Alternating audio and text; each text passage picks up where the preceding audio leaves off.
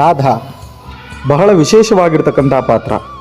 ನಾವು ನಮ್ಮ ಮಕ್ಕಳಿಗೆ ಈ ರಾಧೆಯ ವೇಷವನ್ನು ಹಾಕಿ ಸಂಭ್ರಮಿಸ್ತೇವೆ.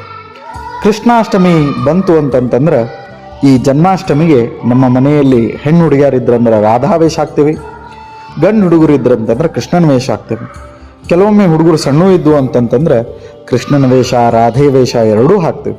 ಹಿಂಗೆ ಹಾಕಿ ನೋಡಿ ಸಂಭ್ರಮ ಪಡ್ತೇವೆ.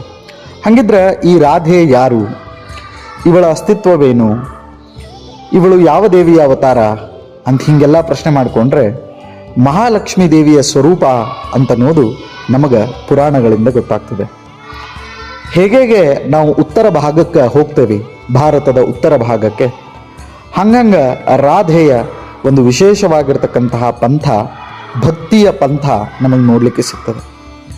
ರಾಧೆ ಶ್ಯಾಮ್ ಅಂತ ಕೃಷ್ಣನನ್ನು ಕರೀತಾರೆ, ರಾಧಾ ಕೃಷ್ಣ ಅಂತ ಹೇಳಿ